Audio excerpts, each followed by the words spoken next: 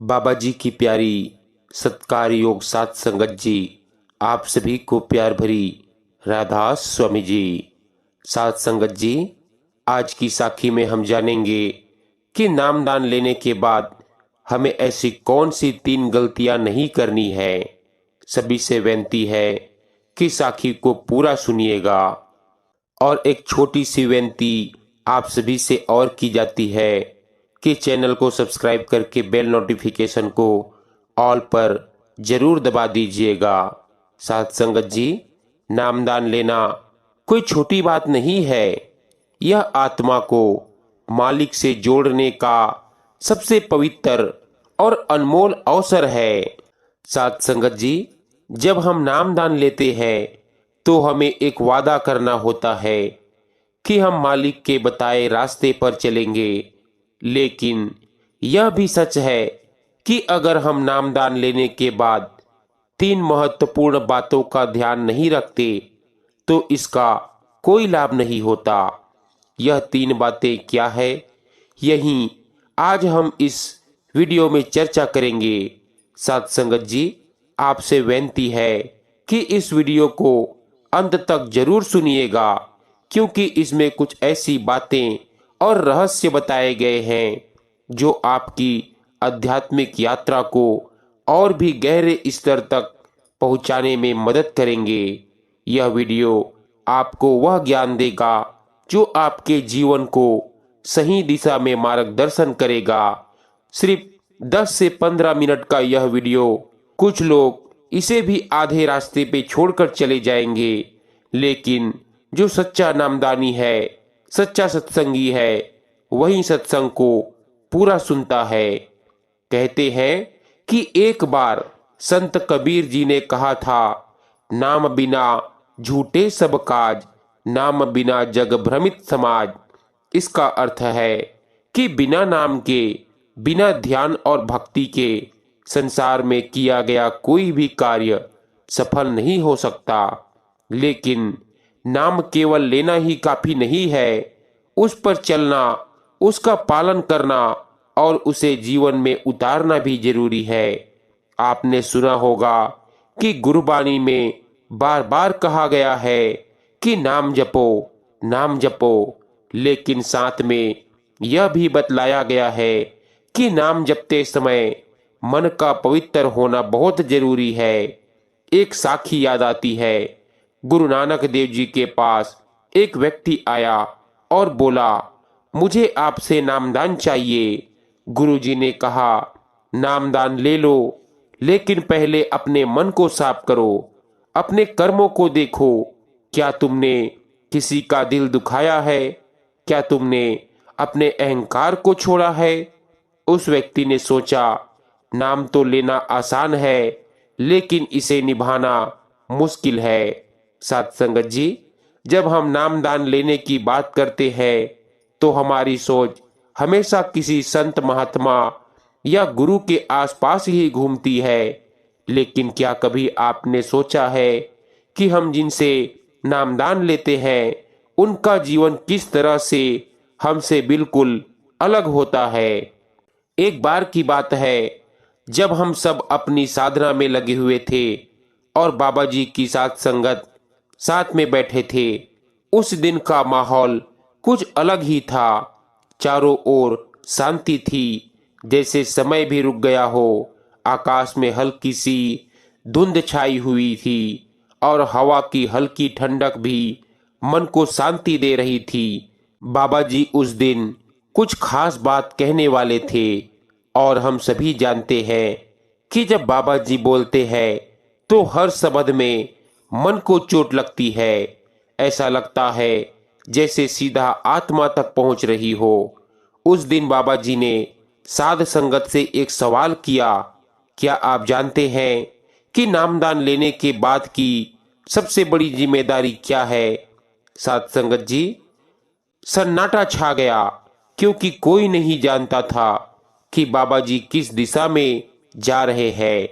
फिर बाबा जी ने हमसे कहा, नामदान लेने के बाद अगर तुम्हारा मन और शरीर पहले जैसा ही रहता है तो तुम नामदान का सही तरीके से पालन नहीं कर रहे। यह सुनकर कुछ लोग चौंक गए, क्योंकि बाबा जी ने एक ऐसा सवाल किया था जिसे बहुत लोग समझ नहीं पा रहे थे।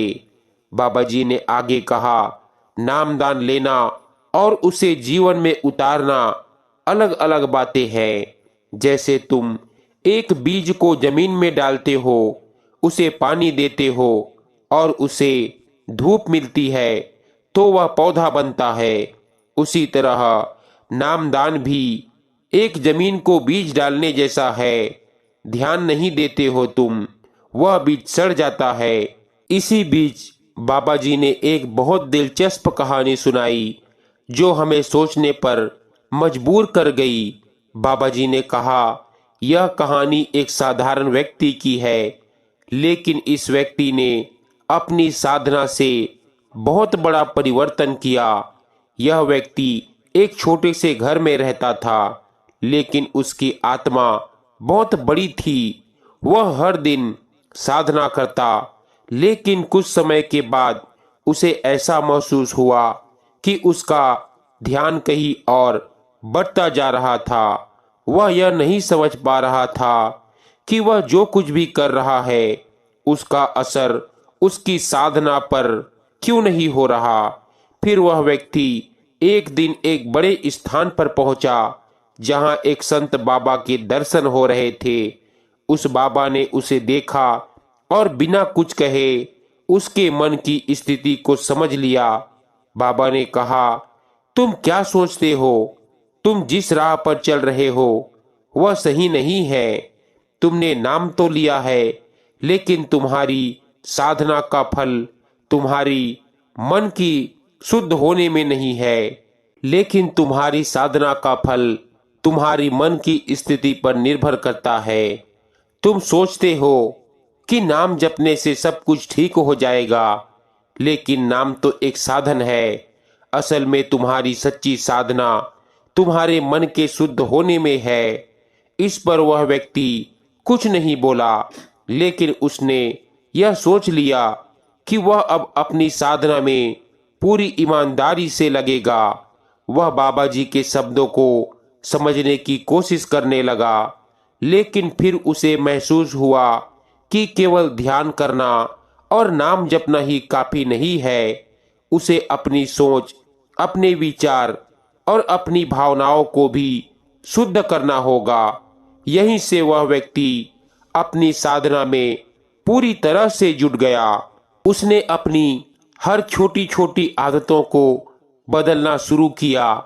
पहले वह दूसरों को तंग करता था, दूसरों से चिढ़ता था, लेकिन अब उसने उन सब चीजों से खुद को मुक्त कर लिया। एक दिन वह व्यक्ति बाबा जी के पास आया और बोला, बाबा जी, अब मुझे समझ आ गया है कि नामदान लेने का असली मतलब क्या है। बाबा जी मुस्कुराए और बोले, तुम अब सही रास्ते पर हो। अब तुम्हारा नाम का सार तुम्हारे जीवन में रच गया है। साथ संगत जी, इस कहानी से यह सीखने को मिलता है कि जब तक हम अपने मन, अपने विचारों और अपनी आत्मा को शुद्ध नहीं करेंगे, तब तक नामदान का कोई फायदा नहीं होगा। जैसे पानी में अगर गंदगी हो तो उस पानी को पीने से कोई लाभ नहीं होगा, उसी तरह नामदान का भी तब कोई महत्व नहीं जब तक कि हमारी मानसिकता और आचरण शुद्ध ना हो। इसी विषय पर बाबा जी ने कहा था, नाम लेने से पहले और बाद में हर व्यक्ति का पहला काम यह होना चाहिए कि वह अपनी आत्मा के साथ सामंजस्य स्थापित करे। तुम्हारा मन तुम्हारा सबसे बड़ा शत्रु है और सबसे बड़ा मित्र भी हो सकता है। तुम अपने मन को शुद्ध करते हो तो वह तुम्हारे जीवन को सुख और शांति से भर देगा।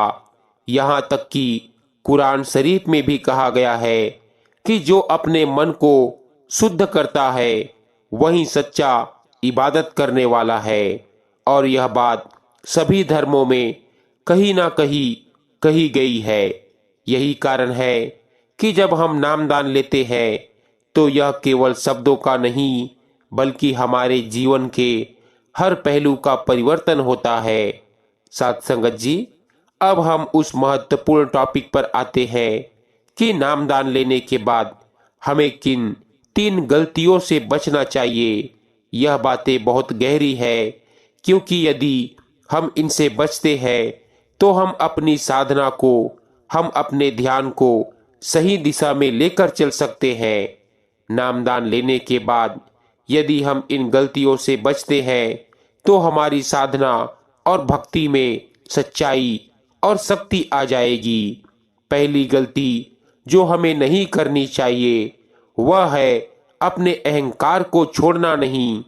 जब हम नामदान लेते हैं तो हमें यह एहसास होना चाहिए कि अब हम सिर्फ अपने मालिक के ही दास हैं। लेकिन कभी कभी ऐसा होता है कि हम नाम लेने के बाद खुद को बहुत बड़ा समझने लगते हैं।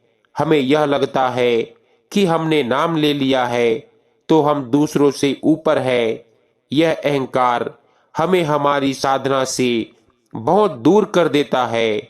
संत कबीर जी ने कहा था, जो मैं जानूं वह नहीं, जानूं जो आप जाने वह ज्ञान है। यह अहंकार एक ऐसा पत्थर है जो हमारी आत्मा के मार्ग को रोकता है।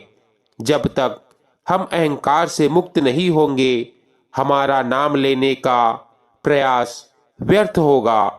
हमें यह समझना होगा कि हम मालिक के सामने कुछ भी नहीं है। हम तो केवल एक छोटे से पुजारी है जो अपनी पूजा करने की कोशिश कर रहा है। दूसरी गलती जो हमें नहीं करनी चाहिए वह है ध्यान और साधना में लापरवाही करना। नामदान लेने के बाद एक बहुत बड़ी जिम्मेदारी आ जाती है, वह है ध्यान करना।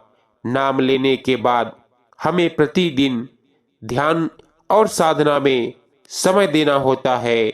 लेकिन जब हम यह सोचने लगते हैं कि अब हमने नाम ले लिया है तो अब हमें कोई प्रयास करने की जरूरत नहीं है, तो हम अपनी साधना से, भजन सिमरन से विमुख हो जाते हैं।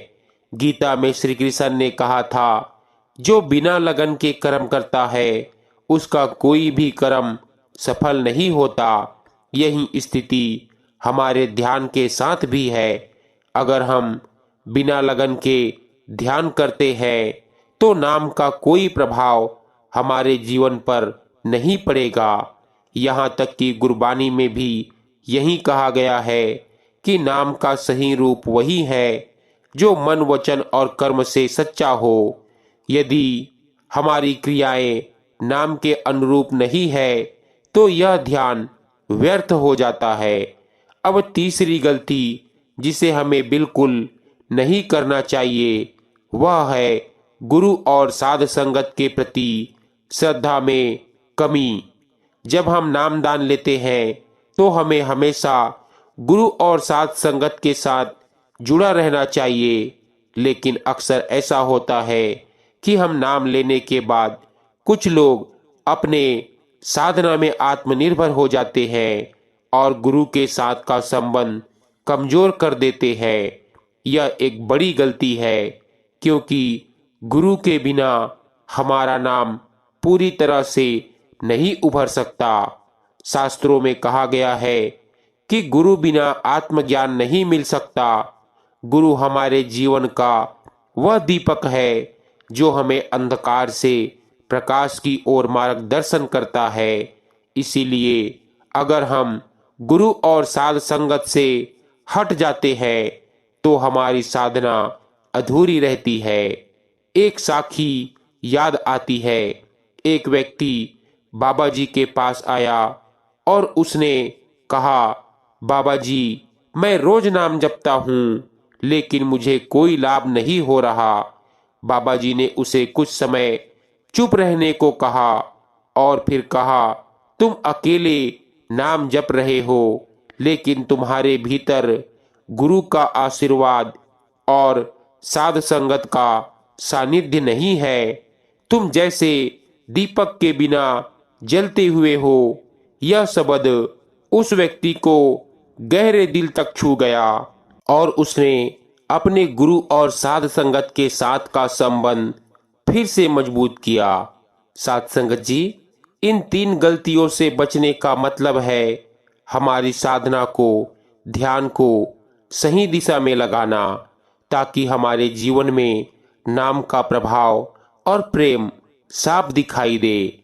जैसे शरीर को स्वस्थ रखने के लिए हमें सही आहार, पानी और विश्राम की आवश्यकता होती है, ठीक उसी तरह हमारी आत्मा को पोषित रखने के लिए हमें ध्यान, श्रद्धा और गुरु के सानिध्य की आवश्यकता होती है।